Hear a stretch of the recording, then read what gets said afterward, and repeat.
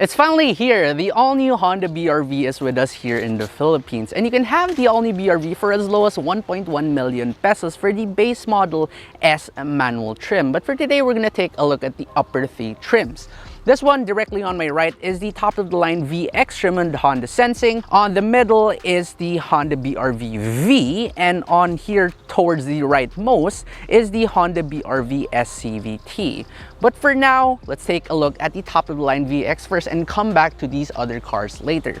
Starting off with the VX here up front on the grille, you have some chrome on it, some of this semi-piano black, LED headlights, LED DRLs. But it's not until you get towards the profile of the car where you really notice the biggest difference compared to the previous generation. If the previous generation had like this sloping effect and looked like a boring MPV, the all-new one now benefits from extremely muscular and aggressive lines that gives you that very crossover SUV look. You get repeaters on your wing mirrors, and you also get chrome by your door handles, plus 17-inch rims and an increase in ground clearance from the previous generation by 6 millimeters, now at 207 millimeters. Power plant wise, well, it still is rather similar to the previous generation Honda BRV. You still have the same 1.5 liter inline-4 naturally aspirated engine, making just one more extra horsepower at 121 horsepower and 145 newton meters of torque, mated to a CVT transmission. However, this engine right here is now similar to the new generation Honda City, meaning compared to the previous Honda BRV, you no longer get a single overhead cam setup. This one right here is now a dual overhead cam setup, and we will figure out in the drive later on and in the full review very soon how this drives compared to the previous generation. Over at the back, it still retains the quintessential look of a Honda BRV with these LED tail lamps and all that, just the general shape of it. However, there is still that slight update to give it a more SUV look. If you do open up this tailgate, unfortunately, you do not get a power tailgate across up, and right here you're looking at 244 liters of space without any of the seats folded. Fold down those third row seats, you get 503 liters, and if you fold down even the second row seats, you get 1032 liters. Also, there is this adjustable false floor to give you a flat loading area. Inside the Honda BRV VX, you get leather seats, you get push button start, you get paddle shifters too, and you also get a 7-inch touchscreen by the center with Apple CarPlay and Android Auto. And this one also doubles as your reverse camera and also your lane watch camera. You also get side curtain airbags, 8 speakers, 4 of which are tweeters, and you also get a rear seat belt reminder. Overall, this interior, it is a huge step up from the previous Honda BRV, but it still retains a lot of the features that the old BRV has. For example, this shifter right here is still very similar, and this is something that I've been looking for in a lot of cars. It still retains a conventional handbrake.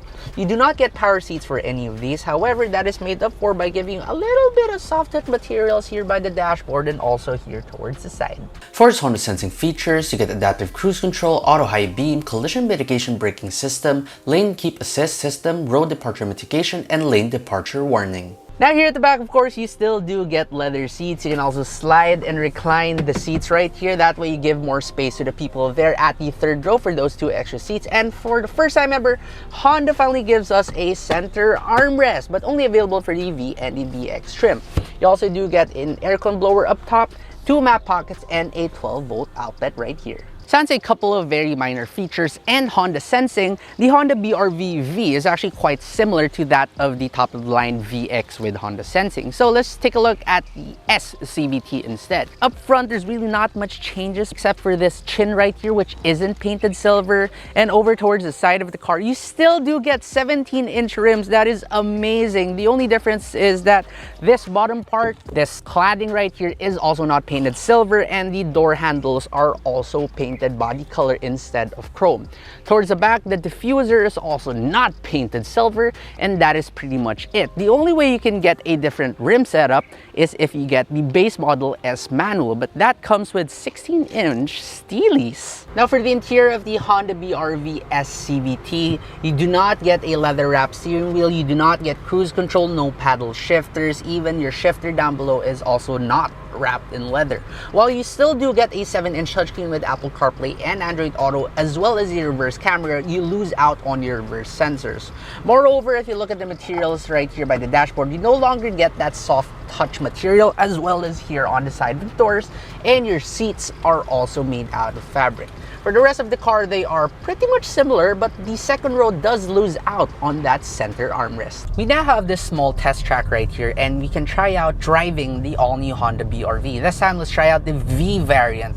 Driving this car, and the first thing I really do notice is just the slight improvement in NVH suppression, so noise, vibration, and harshness. If you compare this to its predecessor, it's a little bit more quiet. You feel a little bit less vibrations, and harshness we will get to test out later with that rough patch of road as a test track. You have this long stretch of road which you can try to do some acceleration. So let's keep the car in its normal mode. Let's put it in drive, and let's just floor it.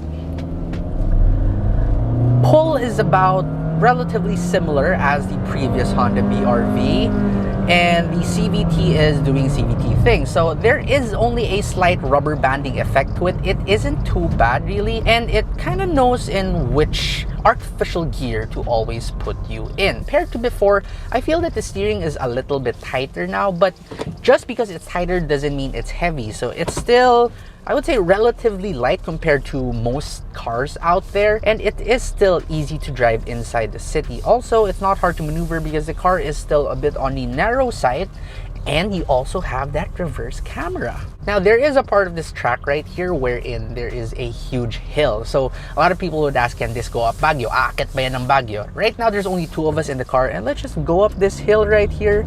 And it has absolutely no problems. The CVT is not struggling in any way, and now we're already going down the hill. It still is a very smooth experience. Right, remember how we said we can get to test out the harshness of the car? Okay, there's a bunch of humps right here for the test track, and just see the way my body moves. It still is very much composed. The ride is definitely tuned to be on the really soft side of things. When the road gets a little bit rough though, it starts to get a little bit loud in here. So yes, as mentioned, although there is a slight improvement in terms of noise, it's not a whole new driving experience wherein it's incredibly quiet, not at all. But still, there is an improvement nonetheless. Unfortunately, I wasn't allowed to bring the Honda BR-V outside of this test track, but do stay tuned for the full review wherein we are going to test out everything that we have tested out, plus its handling, fuel economy, and how it drives on the highway. For now, I'll leave you with the colors available. You can get the all-new Honda BR-V in Crystal Black Pearl, Lunar Silver Metallic, Meteoroid Gray Metallic, Premium Opal White Silver Pearl, and Taffeta White. Now let's talk about the tentative pricing of Honda Philippines for the all-new Honda BR-V. The base model S manual comes in at 1.1 million pesos. This SCVT comes in at 1,190. This V comes in at 1.3, and the top-of-the-line VX with Honda Sensing will come in at around 1.39 million pesos. At these price points, what do you think? Do you think that the all-new Honda BR-V has a competitive edge in the compact MPV segment? Comment down below and do let us know what you think. Thank you for watching, and do stay tuned for the full review on these cars coming very soon.